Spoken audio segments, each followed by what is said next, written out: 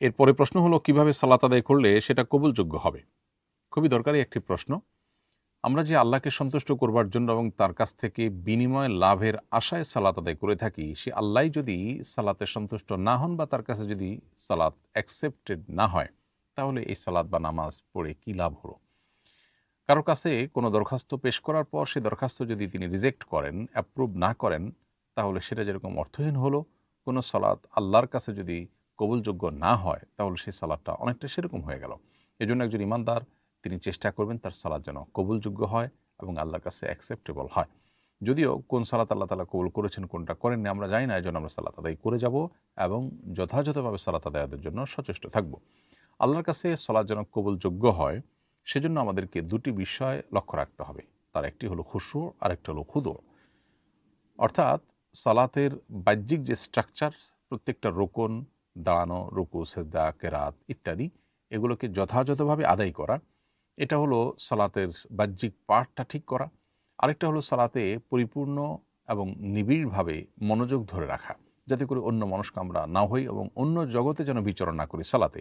আল্লাহ বলেছেন, আকিমিস সালাতা লিযিকরি, তোমরা সালাত কায়েম করো আমার স্মরণার্থে।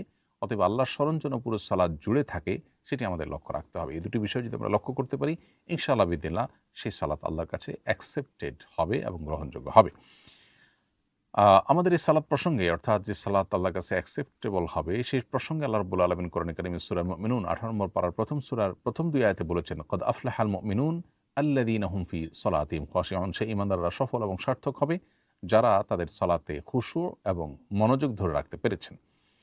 ঠিক একইভাবে বাহ্যিক স্ট্রাকচারটা যেন ঠিক থাকে, সে মর্মে নবী করিম সাল্লাল্লাহু আলাইহি সাল্লামের সুন্নাহকে অনুসরণ করে খুবই ধীরস্থিরতার সাথে সঠিকভাবে প্রত্যেকটা রুকুন আমাদেরকে পালন করতে হবে। বারা ইবনে আযিব রাদিয়াল্লাহু তাআলা আনহু বলেছেন, রমাকতু সালাতা মা মুহাম্মদ সাল্লাল্লাহু আলাইহি সাল্লাম, আমি মুহাম্মদ সাল্লাল্লাহু আলাইহি সাল্লামের সালাতকে খুব গভীরভাবে নিবিড়ভাবে পর্যবেক্ষণ করেছি। ফাওয়াজাদতু কিয়ামাহু ফারাকাতাহু ফা'তাদালাহু বাদা রুকু' ফাসিজদাতাহু ফাজালসাতাহু বাইনা সিজদাতাইনি ফাজালসাতাহু বাইনা তাসলিমি ওয়াল ইনসিরাফ ফাওয়াজাদতুহু করিবাম মিনাস সাওয়া। অর্থাৎ আমি নবী করিম সাল্লাল্লাহু আলাইহি সাল্লামের সালাতকে পর্যবেক্ষণ করার পর দেখলাম তার দাঁড়ানো, তার রুকু, রুকু থেকে উঠা, সিজদা যাওয়া, সিজদা থেকে উঠে বসা, আবার সিজদা করা, আবার সিজদা থেকে উঠে বসা সালাম ফেরানো আগ পর্যন্ত, এর সবগুলো কর্মকাণ্ডই একটা আরেকটার প্রায় কাছাকাছি ডিউরেশনের ছিল। অর্থাৎ এমন না যে একটা অনেক দীর্ঘ সময় ধরে করেছেন, আরেকটা অনেক তাড়াহুড়া করে করেছেন, এমন হয়নি। বরং একটা ব্যালেন্স ছিল। যেমন রুকুতে আমি কিছু সময় ব্যয় করলাম, রুকু থেকে উঠে দাঁড়িয়ে তার কাছাকাছি সময় ব্যয় না করে উঠে সোজা হয়েই আমি আবার সিজদায় চলে গেলাম। তো এমনটি নবী সাল্লাল্লাহু আলাইহি ওয়াসাল্লাম করতেন না। বরং রুকুতে যতটুকু সময় থাকতেন, রুকু থেকে উঠে তার কাছাকাছি সময় তিনি ব্যয় করতেন। সিজদায় যত সময় ব্যয় করতেন, সিজদা থেকে উঠে তার কাছাকাছি সময় তিনি ব্যয় করতেন। ঠিক একই রকমের আমল নবী করিম সাল্লাল্লাহু আলাইহি ওয়াসাল্লাম থেকে আমরা আরও জানতে পারি। আনাস রাদিয়াল্লাহু তাআলা থেকে বর্ণিত আরেকটি হাদিসে আনাস রাদিয়াল্লাহু তাআলা বলেছেন, ইন্নী লা আলু আন উসাল্লিয়া বিকুম কামা রাআইতুন নাবিয়্য সাল্লাল্লাহু আলাইহি ওয়াসাল্লাম ইউসাল্লি বিনা। নবী সাল্লাল্লাহু আলাইহি ওয়াসাল্লাম আমাদেরকে যেভাবে সালাতের ইমামতি করতেন বা আমাদের সাথে যেভাবে সালাত আদায় করতেন, ঠিক সেভাবে সালাত আদায় করে দেখাতে তোমাদেরকে আমি কোনো ত্রুটি করব না। এরপর তিনি সালাত আদায় করলেন। তার সেই সালাত দেখে বর্ণনাকারী সাহাবীদ বললেন, তার সালাতে একটা বিষয় লক্ষ্য করলাম যেটা সচরাচর কেউ করে না। সেটা হলো তিনি রুকু থেকে উঠে এত সময় অপেক্ষা করলেন যে তার অপেক্ষা দীর্ঘ সময় ধরে অপেক্ষা করা দেখে, রুকু থেকে উঠে দীর্ঘ সময় দাঁড়িয়ে থাকা দেখে যে কারোর মনে হতে পারে যে তিনি বোধহয় রুকু করতে, সিজদা করতে ভুলে গেছেন। ঠিক একইভাবে একটি সিজদা করে উঠে অপর সিজদার মাঝে যে বৈঠকটা আছে, অপেক্ষা আছে, সেখানে তিনি এত সময় অপেক্ষা করতেন যে দ্বিতীয় আরেকটা সিজদা যে করতে হবে তিনি যেন ভুলে গেছেন যে কোনো ব্যক্তি দেখে এমনটি মনে করবে। এত সময় ধরে তিনি অপেক্ষা করতেন। তাহলে এই হাদিসে স্পষ্টত আমরা লক্ষ্য করলাম যে রুকু থেকে উঠে আজকাল যে তাড়াহুড়া করে আমরা দাঁড়িয়েই আবার সিজদায় চলে যাই, অনেক সময় সোজাও হয় না ঠিকমতো। দুই সিজদার মধ্যবর্তী সময়ে একই রকম আমরা খুব একটা সময় দেই না। অথচ নবী সাল্লাল্লাহু আলাইহি সাল্লাম সিজদা এবং রুকুতে যে পরিমাণ সময় দিতেন, এই রুকু থেকে উঠে এবং সিজদা থেকে উঠে তার কাছাকাছি সময়ে তিনি ব্যয় করতেন। তো এইজন্য এভাবে যদি ধীরস্থিরতার সাথে সালাত আদায় করি, বিশেষ করে মানুষ যে বিষয়গুলোতে অন্যমনস্ক থাকে, অমনোযোগী থাকে, অবহেলা করে, সেগুলোকে বিশেষভাবে যদি আমরা যত্ন নেই, আশা করা যায় সেই সালাত আল্লাহর কাছে গ্রহণযোগ্য হবে। নবী করিম সাল্লাল্লাহু আলাইহি ওয়াসাল্লাম বিভিন্ন হাদিসে আমাদেরকে উৎসাহ দিয়েছেন সালাতের জন্য আমরা যেন উত্তম রূপে ওযু করি এবং উত্তম রূপে রুকু সিজদা যথাযথভাবে করি, তাড়াহুড়ো না করি।